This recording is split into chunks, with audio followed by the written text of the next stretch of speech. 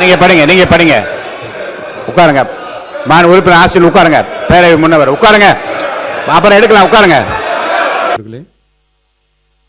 உலகில் தான் உற்பத்தி செய்யும் பாலை தனது சந்ததிகளுக்கு மட்டுமின்றி மனிதர்கள் உள்ளிட்ட பிற ஜீவராசிகளுக்கும் வழங்கி உயிரை காக்கும் பசுவை தெய்வமாக போற்றி வளர்த்து வருவது நமது பாரம்பரியத்தின் சிறப்பு. இன்றைய அறிவியல் உலகில் 1 லிட்டர் பாலை உற்பத்தி செய்வதற்காக பசுவின் உடலில் சுமார் 500 லிட்டர் இரத்தம் சுத்திகரிக்கப்படுவதாக கூறப்படும் போது பசுவின் உழைப்பை எண்ணி வியக்க தோன்றுகிறது. தமிழ்நாட்டில் 8800 பால் கூட்டுறவு சங்கங்களில் உள்ள 3,16,000 பால் உற்பத்தியாளர்களிடமிருந்து தினசரி 34 லட்சம் லிட்டர் பால் கொள்முதல் செய்யப்பட்டு ஆவின் நிறுவனத்தின் மூலம் நாளொன்றுக்கு 31 லட்சம் லிட்டர் பால் நுகர்வோருக்கு விற்பனை செய்யப்பட்டு வருகிறது. தற்போது 4.3% கொழுப்புச்சத்து மற்றும் 8.2% இதர சத்துகள் அடங்கிய 1 லிட்டர் பாலுக்கு கொள்முதல் விலையாக 35 ரூபாயும் மாநில ஊக்கத்தொகையாக 1 லிட்டர் பாலுக்கு 3 ரூபாயும் ஆக மொத்தம் 1 லிட்டருக்கு கொள்முதல் விலை 38 ரூபாய் 5/11/2022 முதல் வழங்கப்பட்டு வருகிறது. அதிகாலை 3 மணிக்கே எழுந்து மாடுகளை சுத்தம் செய்து பால் உற்பத்தி செய்யும் உற்பத்தியாளர்களின் உழைப்பையும் தீவனம் மற்றும் வேலையாட்களின் கூலி உள்ளிட்ட அதிகரித்து வரும் செலவுகளையும் கடந்த கால அரசு போதிய அளவில் கருத்தில் கொள்ளவில்லை. உற்பத்தியாளர்களுக்கு கொள்முதல் விலையை உயர்த்த வேண்டும் என்ற எண்ணம் கொஞ்சம் கூட இல்லாமல் இருந்துள்ளது.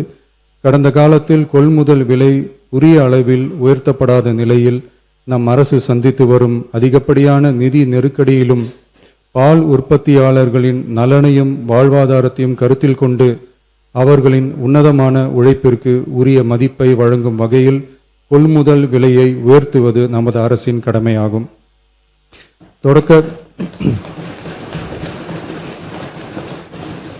தொடக்க பால் உற்பத்தியாளர்கள் கூட்டுறவு சங்கங்களில் பால் வழங்கும் 3,16,000 மேலான பால் உற்பத்தியாளர்கள் பயனடையும் வகையில் பால் கொள்முதல் விலையை லிட்டர் ஒன்றுக்கு கூட்டுறவு சங்கம் மூலமாக 1 ரூபாய் உயர்த்தவும், மேலும் அரசு ஊக்கத்தொகை 3 ரூபாயிலிருந்து 5 ரூபாயாக உயர்த்தவும் ஆக மொத்தம்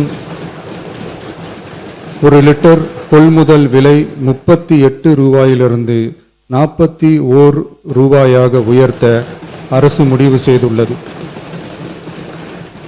இந்த கொள்முதல் விலை உயர்வால் கூடுதலாக ஒரு மாதத்திற்கு ரூபாய் 30 கோடியும் ஒரு ஆண்டிற்கு 360 கோடியும் செலவாகும். மாண்புமிகு பேரவைத் தலைவர் அவர்களே, ஒரு உயிரின் மதிப்பை அவரது வருமானம் தீர்மானிக்க கூடாது. வசதி படைத்தவர், வசதி குறைவானவர் என்ற நிலை மருத்துவத்துறையில் இருக்கக்கூடாது. அனைவருக்கும் சமமான மருத்துவ சேவை எளிதாக கிடைக்க வேண்டும் என்பதில் நமது அரசு உறுதியாக உள்ளது. மருத்துவம் என்பது சலுகை அல்ல, ஒவ்வொரு மனிதனின் அடிப்படை உரிமை. ஒரு மனிதனின் உயிரை காப்பாற்றுவதில் தாமதமாகும் ஒவ்வொரு நொடியும் மிக கொடியது. மருத்துவத்தை தேடி வரும் மக்களின் பாதையில் இருக்கும் தடைகளான வறுமை, தொலைவு, மருத்துவர் பற்றாக்குறை, மருந்துகளின் விலை, மருத்துவ விழிப்புணர்வு இல்லாமை, காத்திருப்பு, அவசர கால வசதியின்மை போன்றவற்றை படிப்படியாக அகற்றி ஏழை, பணக்காரர், கிராமம், நகரம் என்ற பாகுபாடின்றி ஒவ்வொருவருக்கும் தரமான மற்றும் எளிதான மருத்துவ சேவை கிடைக்க செய்வதை முதன்மையான நோக்கமாக கொண்டு செயல்பட்டு வருகிறது நமது அரசு. மாண்புமிகு பேரவைத் தலைவர் அவர்களே, மருத்துவம் மற்றும் மக்கள் நல்வாழ்வு துறையில் சில அறிவிப்புகளை சட்டப்பேரவை விதி 110 கீழ் இன்று வெளியிட விரும்புகிறேன். வடசென்னை மக்களுக்கு உயர்தர மருத்துவ சேவை எளிதில் கிடைக்கும் வகையில் பெரம்பூரில் ரூபாய் 300 கோடி மதிப்பீட்டில் 400 படுக்கைகள் கொண்ட உலக தரத்திலான பன்னோக்கு உயர் சிறப்பு மருத்துவமனை அமைக்கப்படும். முதலமைச்சரின் விரிவான மருத்துவ காப்பீட்டு திட்டத்தின் இலவச மருத்துவ சிகிச்சைக்கான மருத்துவ காப்பீட்டு தொகை ஆண்டொன்றுக்கு தற்போதுள்ள லட்சத்திலிருந்து ரூபாய் 25 லட்சமாக உயர்த்தப்படும். நீங்க படிங்க உட்காருங்க. மாநில உறுப்பினர் ஆசிரியர் உட்காருங்க. பேரவை முன்னவர் உட்காருங்க. அப்புறம் எடுக்கலாம். உட்காருங்க.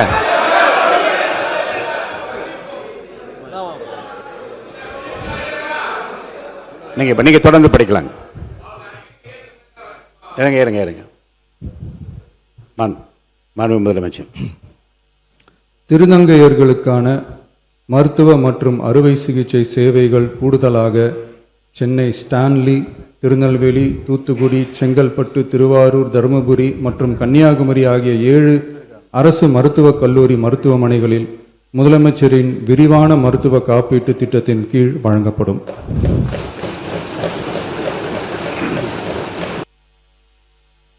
சென்னை ராஜீவ்காந்தி அரசு பொது மருத்துவமனையில் 471 கோடியே 80 லட்சம் ரூபாய் மதிப்பீட்டில் G+14 தளங்களுடன் ஒருங்கிணைந்த புற்றுநோய் சிகிச்சை பிரிவு அமைக்கப்படும். மேலும் 5 மண்டல புற்றுநோய் மையங்கள் regional cancer care centres Thanjavur, Coimbatore, Madurai, Tirunelveli மற்றும் விழுப்புரம் ஆகிய மருத்துவக் கல்லூரி மருத்துவமனைகளில் நிறுவப்படும். முதற்கட்டமாக மதுரை ராஜாஜி மருத்துவமனையில் ரூபாய் 84 கோடியில் G+8 தளங்களுடன் மண்டல புற்றுநோய் மையம் தொடங்கப்படும். ரோபாட்டிக் அறுவை சிகிச்சை லீனியர் ஆக்சிலரேட்டர் லீனாக், கதிர்வீச்சு, நவீன கருவிகள், இலக்கு மற்றும் நோய் எதிர்ப்பு சிகிச்சைகளுக்காக அரசு மருத்துவக் கல்லூரி மருத்துவமனைகளுக்கு 106 கோடியே 17 லட்சம் ரூபாய் வழங்கப்படும். மருத்துவர்களுக்கு பயிற்சியும் நோயாளிகளுக்கு ஊட்டச்சத்து ஆதரவும் 2 கோடியே 77 லட்சம் ரூபாய் அளிக்கப்படும். மேலும் தருமபுரி, விழுப்புரம், திருவண்ணாமலை, பெரம்பலூர் மற்றும் அரியலூர் ஆகிய மாவட்டங்களில் 1.22 லட்சம் பெண்களுக்கு 8 கோடியே 70 லட்சம் ரூபாய் மதிப்பீட்டில் HPV DNA பரிசோதனை மேற்கொள்ளப்படும். மொத்தம் 673 கோடியே 44 லட்சம் ரூபாய் மதிப்பீட்டில் புற்றுநோய் தாக்கத்திலிருந்து மக்களை காக்கும் வகையில் பல்வேறு பணிகள் மேற்கொள்ளப்படும்.